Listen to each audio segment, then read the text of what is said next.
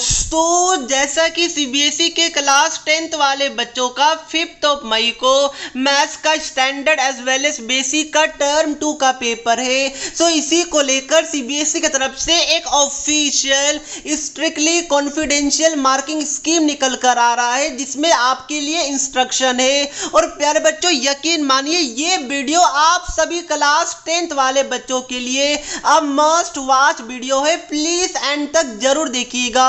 इसमें सीबीएसई ने काफी इंपॉर्टेंट पॉइंट्स को हाईलाइट किया है, जो आपको जानना काफी ज्यादा इंपॉर्टेंट है। तो सबसे पहले मैं ये बता दूं कि स्कूल्स को ये वाला मार्किंग स्कीम अराउंड 30 पेजेस में भेजा गया है, बट मैं आपको मेन जो वर्ड्स है, जो सेंटेंसेस है, जो आपको पता होना चाहिए, बस वही चीज बताने वाला हूं ताकि वीडियो ज्यादा लंबा ना बने।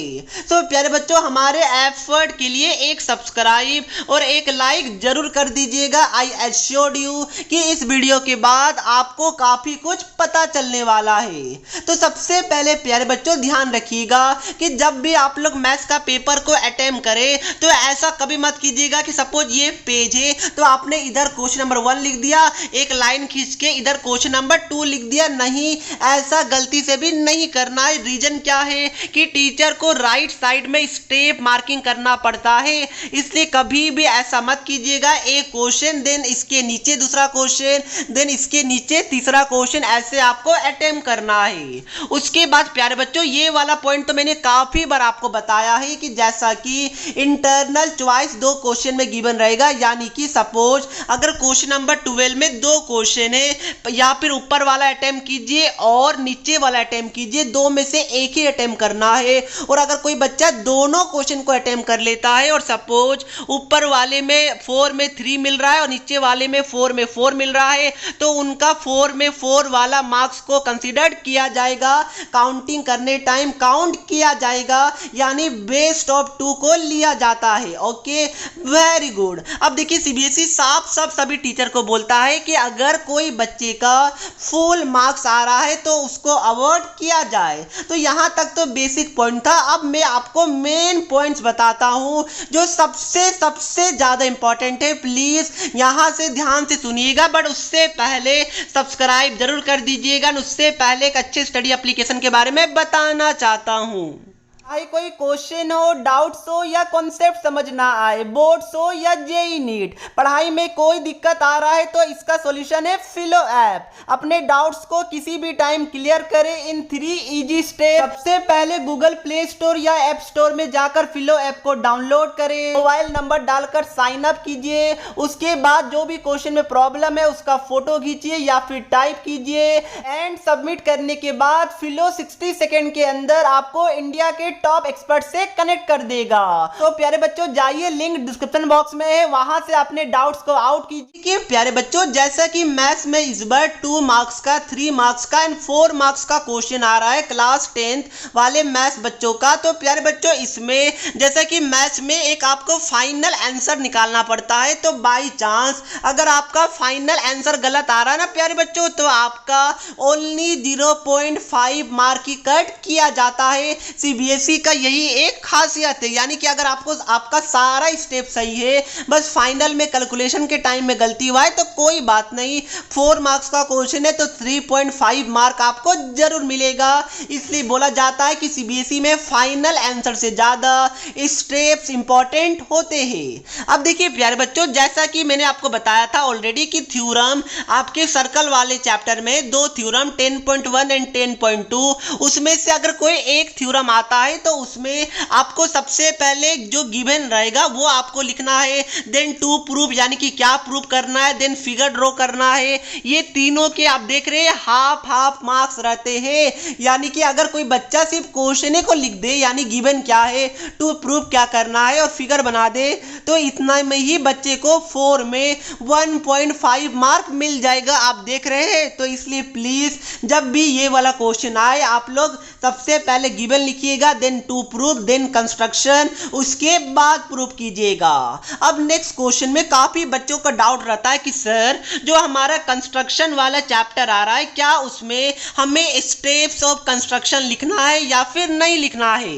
तो प्यारे बच्चों मैं आपको बता दूं कि अगर क्वेश्चन अगर आपका ऐसा पूछा जा रहा है कि right the steps of construction of a triangle ABC in which, यानी कि यहां पर क्या क्वेश्चन में बोल दिया है कि आपको स्टेप्स ऑफ कंस्ट्रक्शन लिखना है, तो अगर क्वेश्चन वाले आपको स्पेसिफाई कर दे कि स्टेप्स ऑफ कंस्ट्रक्शन आपको लिखना है तो उस केस में हर हाल में आप लोग स्टेप्स ऑफ कंस्ट्रक्शन लिखिएगा, अपना भाषा में लिखिए, शॉर्ट में लिखिए, बट जरूर लिखिएगा क्योंकि मार्किंग स्कीम में इसके मार्क्स रहते हैं जैसा कि आप देख सकते हैं। बट अगर आपके एग्जाम में क्वेश्चन कुछ ऐसा आ गया कि कंस्ट्रक्ट अ ट्रायंगल एबीसी, उसके बाद इसमें कहीं पर भी मेंशन नहीं किया गया है कि स्टेप्स ऑफ कंस्ट्रक्शन लिखिए, तो उस केस में अगर कोई बच्चा स्टेप्स ऑफ कंस्ट्रक्शन नहीं लिखता है तो मार्किंग स्कीम के हिसाब से उनके कोई भी मार्क्स कट नहीं किए जाएंगे, जैसा कि आप साफ साफ मार्किंग स्कीम में भी देख सकते हैं। सो प्यारे बच्चों इन शॉर्ट में आपको ये बोलूंगा, प्लीज ध्यान से सुनिएगा कि अगर क्वेश्चन में अगर लिखा हुआ रहेगा कि स्टेप्स ऑफ कंस्ट्रक्शन लिखना है देन जरूर लिखिए।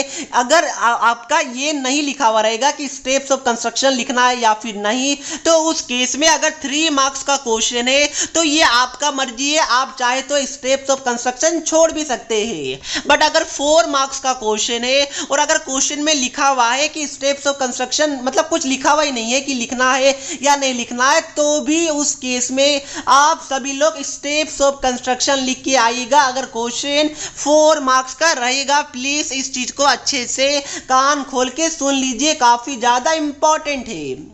अब देखिए प्यारे बच्चों नेक्स्ट जो सीबीएसई आप सभी को बता रहा है वो ये है कि जैसा कि ये वाले क्वेश्चन में स्पीड निकालने के लिए बोला गया था, जहां पर x का 2 वैल्यू आ रहा है 50 एंड -40। अब देखिए प्यारे बच्चों यहां पर एक चीज ध्यान रखना है कि क्वेश्चन में आपको डिस्टेंस नहीं बोला था, स्पीड बोला था, तो स्पीड -40 हो सकता है।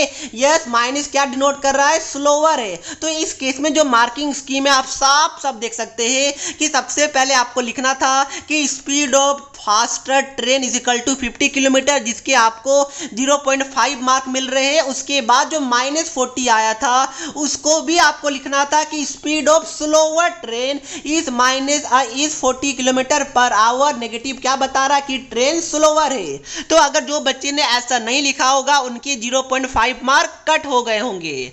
तो ध्यान रखिएगा, काफी बार आपको ऐसा देखने को मिल रहा है कि x का 2 वैल्यू आ रहा है, m का 2 वैल्यू आ रहा है, तो उसमें देख लीजिएगा कि क्या दोनों वैल्यू आंसर हो सकता है। अगर हो सकता है तो लिखिएगा, अगर नहीं हो सकता है तो रिजेक्ट भी आपको करना है, ध्यान में रखिएगा, अदरवाइज आपके 0.5 मार्क कट हो जाएंगे।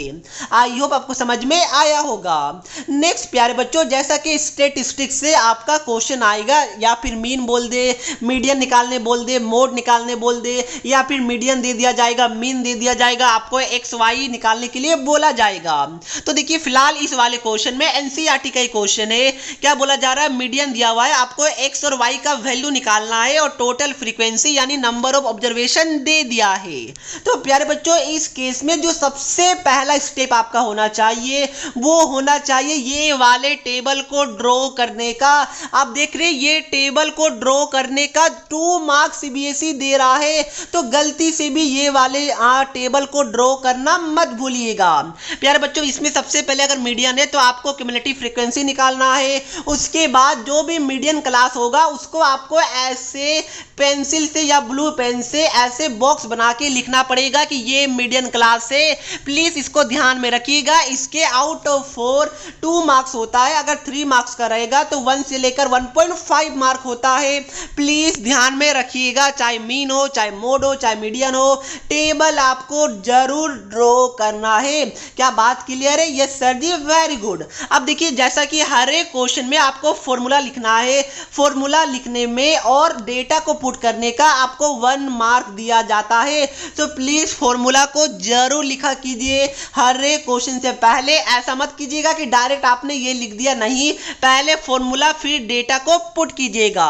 बात क्लियर है? Very good. अब देखिए प्यारे बच्चों, जो लास्ट चीज जो आपको पता होना चाहिए, जैसा कि टर्म 2 में आपका हाइट एंड डिस्टेंस वाला चैप्टर आ रहा है, सम एप्लीकेशन ऑफ ट्रिग्नोमेट्री वाला, तो उसमें आपको फिगर ड्रॉ करना ही करना है रफ वर्क में। रफ में मतलब कि आपको पीछे नहीं करना, आपको मतलब जहां पर आंसर लिख रहे हैं ना वहीं पर आपको फिगर ड्रॉ करना है। आप साफ साफ सीबीएसई का मार्किंग स्कीम देख सकते हैं कि सम एप्लीकेशन ऑफ ट्रिग्नोमेट्री यानी कि हाइट एंड डिस्टेंस वाले चैप्टर में करेक्ट फिगर के 1 मार्क दिए जा रहे हैं। तो फिगर को आपको केयरफुली अच्छे से ड्रॉ करना है। प्लीज इसमें कोई भी गलती मत कीजिएगा, फिगर बनाना मत भूलिएगा। फिगर आपको फेयर में बनाना है, ना कि रफ में, प्लीज ध्यान में रखिएगा।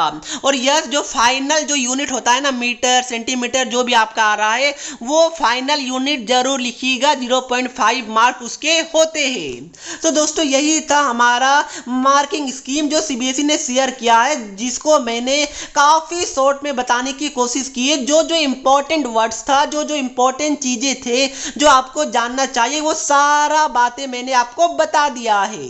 सो आई होप कि आपका 5 मई को जो पेपर है उसमें ये सारा चीज का आप ध्यान में बिल्कुल अच्छे तरीके से रखिएगा। इसके बाद भी अगर आपके दिमाग में कोई क्वेश्चन है तो कमेंट करके पूछ लीजिए। और प्यारे बच्चों, ऐसा वीडियो आपको पूरे यूट्यूब में कहीं पर भी देखने को नहीं मिलेगा, तो क्या हमारे एफर्ट के लिए एक सब्सक्राइब और एक लाइक नहीं कीजिएगा? प्लीज कर दीजिए प्यारे बच्चों। आई होप आप सभी ने कर दिया होगा। सो मिलते हैं नेक्स्ट वीडियो में, तब तक के लिए पढ़ते रहिए। जय हिंद, जय भारत।